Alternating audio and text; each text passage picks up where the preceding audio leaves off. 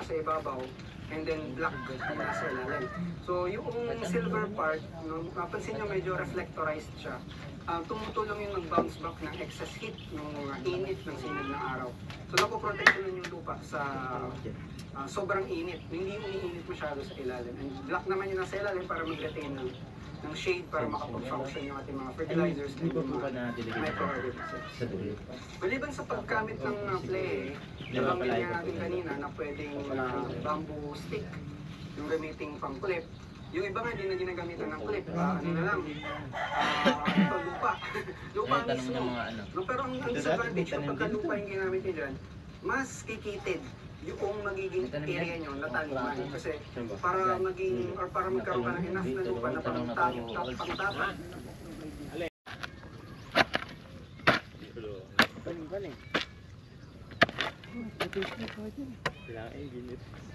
Tingnan natin isa. Tara. Ta. Ta. Ta. Ya. Hindi ka.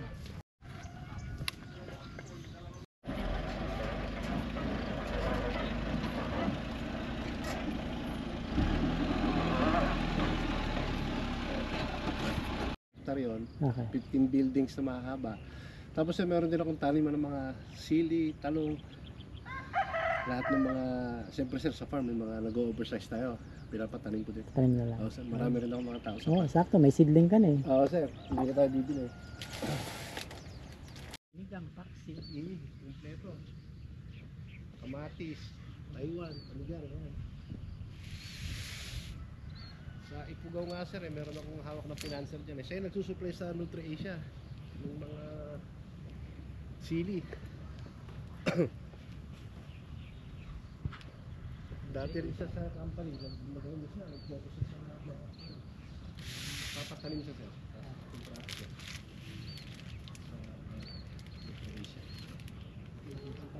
Sir. Maganda tong van mo. Maganda ko. 290 sir yung ganito. Van yun. Kung sir yan, record, mga Japan surplus. Basta dapat susukin. Yung isa ko sir ganito, 5 years na, ayos pa naman din. Basta Japan made. Basta Japan surplus. Kahit surplus pa yan, basta Japan. Sir, mahusay. Hindi katulad yung mga photon, may kaibigan ako. Ganito rin business, brand new na photon. Saglit lang eh. China yata yan?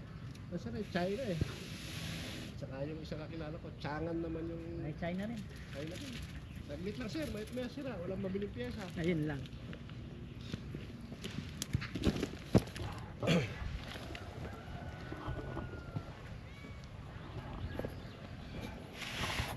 Mga anak mo sir?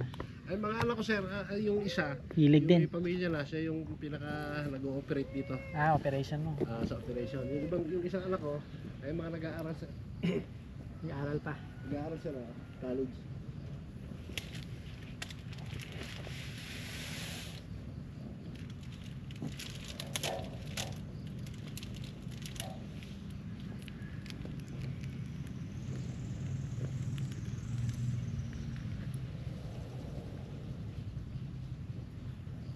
Sige dito na, baka atakihin ka dyan ng... Ay, sir.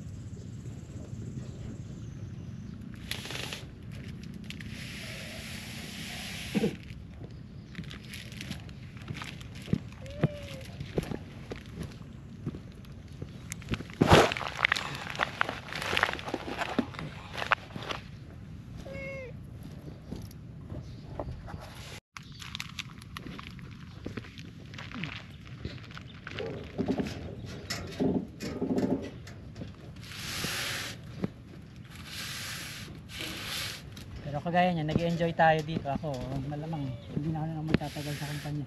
Sir, yung mga dati kong tao eh. Hindi na ako magtatagal. Nakikita kami minsan sa highway. Sabi nila, bakit nagtsatsaga ka dyan?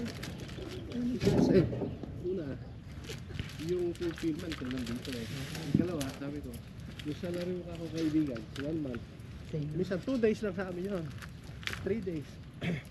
Tapos wala tayong gagawa ng mga PowerPoint presentation. 2 days. Nagagalit yung mga Koreano natin, boss. Tapos hindi tayo gigising ng alas 3 madaling araw sa Monday para umabol tayo sa Ortigas. Para bumiyahe. Para bumiyahe. Okay. Profile. Profile kasi sir, doon ako kilala ng mga dati kong mga account sa feeds. Okay. So, ayan. Galing to sa web marketing Seedlings. seedlings. So, na-deliver ng on time. Last week pa to dapat pero na-postpone natin dahil nga hindi naka-ready yung taniman. Pero yan, na-deliver ni Eric. Ayan si Eric. At mukhang maayos yung mga seedlings. Okay na. Na-harden na rin to. Ready to transplant na. So, kung kailangan nyo, kontakin nyo lang Eric. Ano nga, Eric? Eric Santos. Santos. Eric Santos, yung artista. So, yan. So, yan. Quality seedlings sa kanya kayo mo. Pag-usapan nyo na lang sa presyo.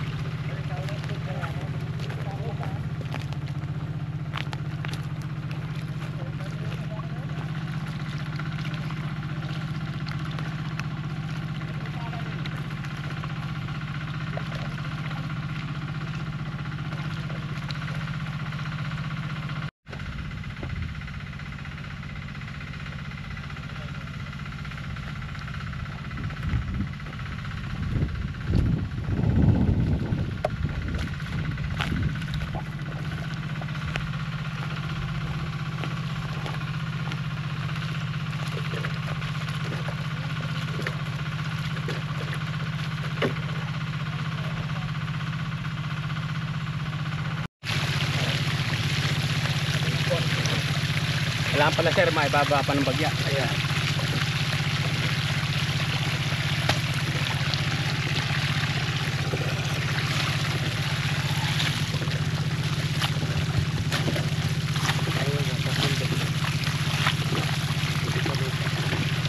Baba pa kaya natin bagya? Hindi ba Wag. dito? Hindi, okay lang yun. Ayos lang. Ayos lang ba yun? Ayos lang yun. Ayos lang yun. Kasi mas mahirap na baba.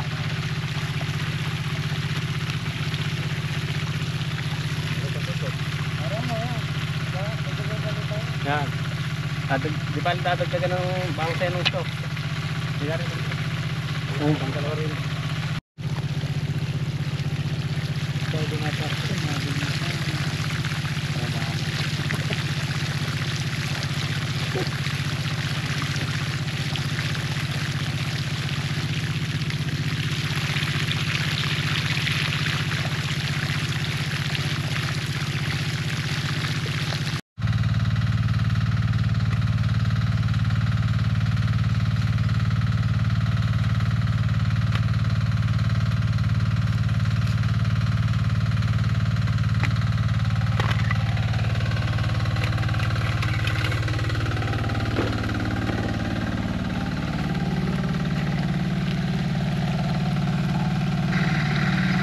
Nagbutas na tayo gamit ang lata na merong baga para mas mabilis kasi isa lang yung nagbubutas. Ang distansya pala ng bawat butas ay 75 cm or 0.75 meters. Dalawang linya sa bawat tama. Ang distansya naman ng bawat tudling ay 50 cm. masinsin siya, masyadong malapit ang kama sa bawat isa. Medyo mahihirapan ang pag-harvest nito. Sigurado lalo pag lumago na yung talong. Susubukan lang namin dito kung kakayanin ng pag-waway pruning para mabawasan yung lago ng dahon sa bandang ibaba at makadaan tayo pag nag-spray at pag nag-harvest. Kumbaga,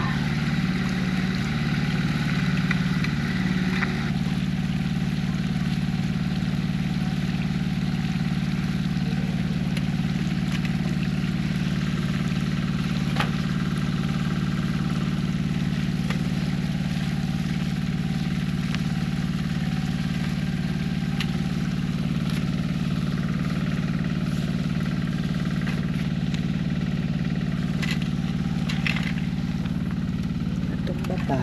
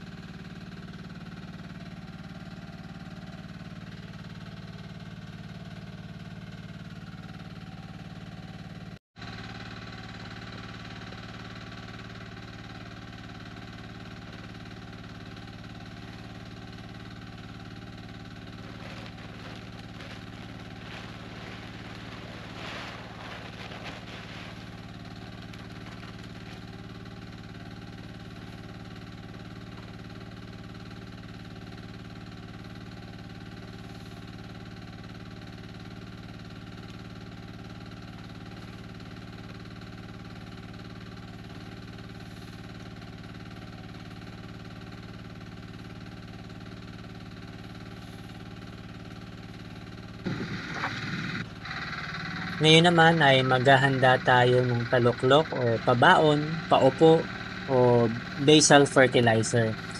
Ihuhulog natin ito sa butas bago itanim yung ating seedlings. Tapos tatakpan ng lupa, then itatanim na yung seedling natin. So meron tayong Dufos na 0220 tsaka yung complete fertilizer ng Yara Mila Unique 16, triple 16 yan.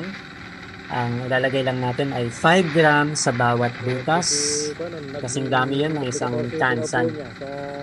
So, paghahaluin ko muna para mamaya kapag ready na, ihuhulog natin ito doon sa mga butas sa kama. Napakaraya pa na ako pinopo, may malulusaw ka ako, kabata ka ako nung ampalaya na yan. Oo. 5 gram lang.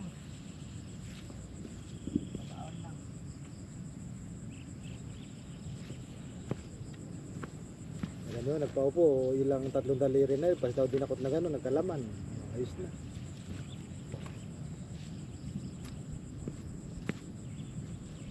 Yun lang ho, isang takip ng kuwan ay ayos na. Oo, takip ng tansan. Oo, ilang tansan. Ayaw dapat pala ikot. Napakaginhaw.